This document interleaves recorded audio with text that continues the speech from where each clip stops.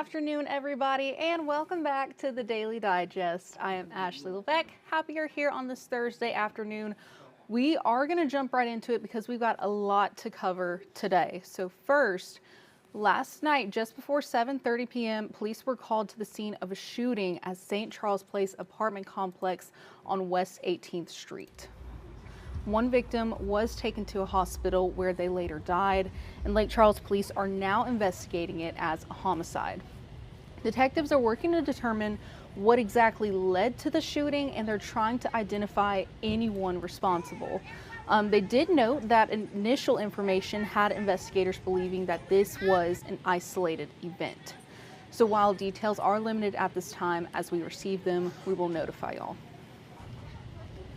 And just in, 2 men are behind bars after police say they fired shots into a Lake Charles home while people were inside. Let me pull it up here. And it is important to note that no one was hurt in this incident.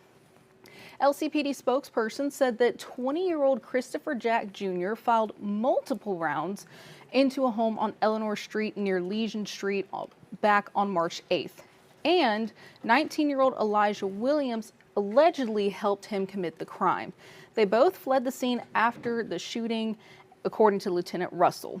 They were arrested today on charges of aggravated property damage and illegal use of weapons. Williams also faces a charge of drug possession with intent to distribute. Jack's bond was set at $350,000, while Williams was set at $290,000. And today, Vinton police have arrested this man, 20-year-old Jacoby Young. He's accused of holding a woman against her will and raping her.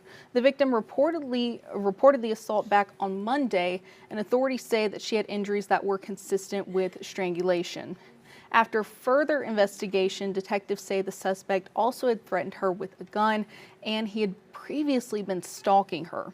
He faces charges for first-degree rape, domestic abuse battery by strangulation, aggravated assault with firearm, false imprisonment, yeah, there's his mug, and stalking. He is being held without bond. This next story, I'm going to need y'all to lock in because there's a lot to cover. There's a lot to digest. LSU has fired men's basketball coach Matt McMahon, and they're currently in the process of rehiring former coach Will Wade. This news comes after it was confirmed that former McNeese basketball coach turned athletic director Heath Schroyer, he's also leaving McNeese. LSU hired Heath to serve as Senior Deputy Athletics Director and Executive Director of External Relations for the LSU system. Longtime administrator and Deputy AD Bridget Martin is going to take over as interim athletic director with some help from senior staff members. They're going to help out with all those external duties. McNeese interim president Dr. Nicholas said that they had agreed on a contract extension and a pay raise, but Schroyer chose this new opportunity instead. We did get a statement from Nicholas, and he said, quote, "Since being AD, Heath has used creativity and unconventional but successful strategies to boost our athletic profile. I completely understand and support his decision to accept a position at LSU.